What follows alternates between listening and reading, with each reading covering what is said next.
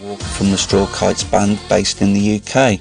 I'd like to take just a moment to speak to you about Chat and Spin Radio.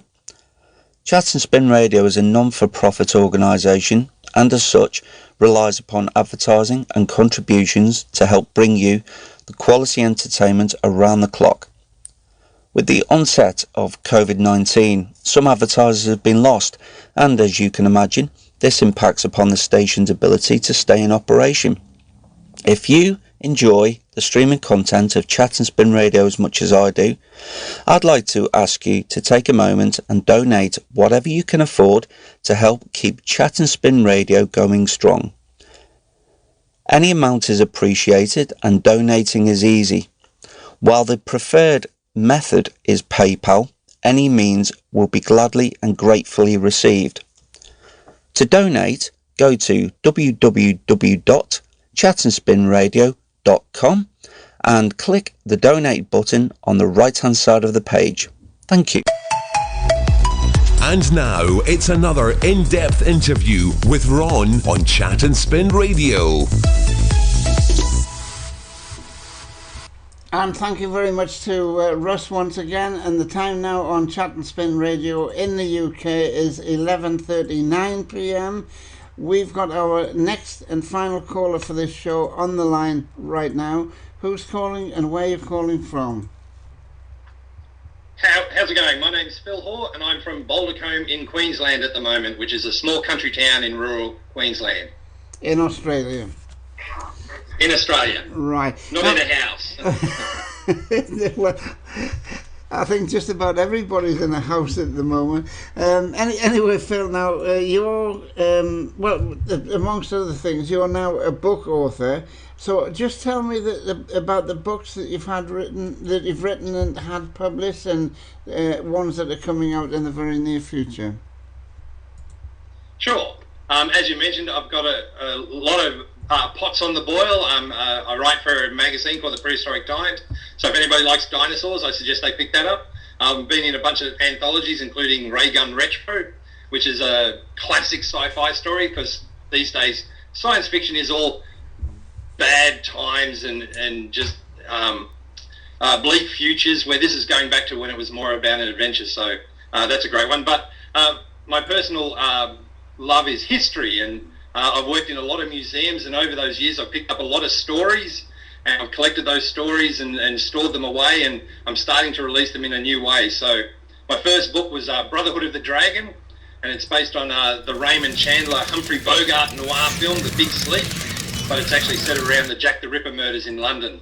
And my two characters are a little bit Sherlocky and a little bit Watson-y, and a lot of like all the history is real. And I discovered that Arthur Conan Doyle and Bram Stoker were in London at the time. One of them was working for a newspaper, and they were cousins. They were actually related.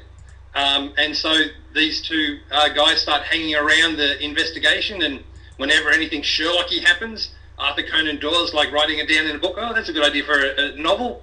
And if anything almost Dracula happens, Bram Stoker's like, oh, that's a good idea for a novel.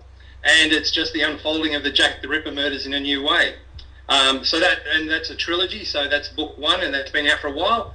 Book two will be released shortly, and it's more based around the Carter investigation of the King Tutankhamun discovery, and it'll go back to Napoleon's invasion of Egypt, Alexander's invasion of Egypt.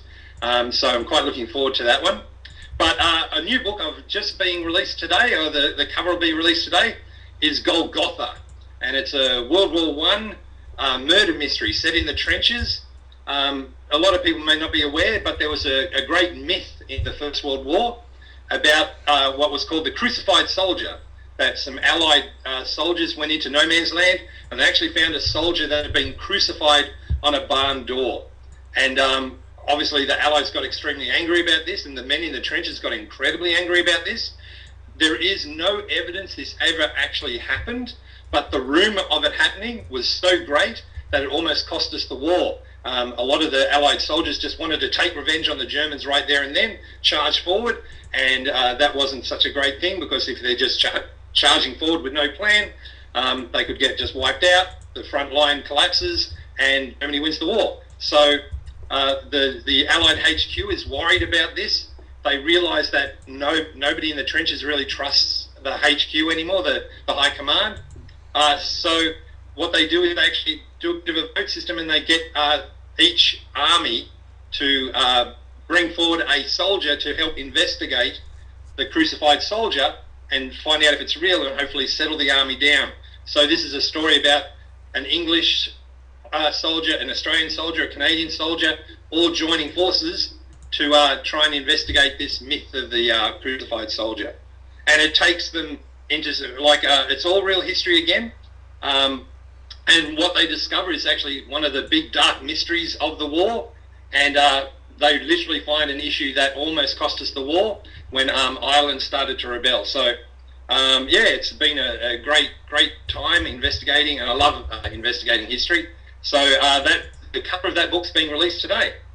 Now, if people want to purchase the books, where do they go? Well, of course, they can find me on Amazon, and with all the anthologies and magazines as well. Everything's on Amazon. Or they can go to my publisher, Odyssey Publications. Just Google that, easy enough to find. But yeah, Amazon's obviously the best way to find it. Okay then, Phil, anything else you want to tell us about the books? It's exciting time, and I'm really looking forward to this second book, especially Golgotha today. I'm quite proud of this book, and it's taken a lot of it's connecting a lot of history, and especially in the UK, Australia. The First World War was a big issue for us, so hopefully this will uncover a new issue that a lot of people weren't aware of. Okay then, Phil, well, thanks very much for coming on. The very best of luck with the books as well. And thanks for having me on. And that was Phil Hore on the line from Boulder Coma, near the Great Barrier Reef in Australia.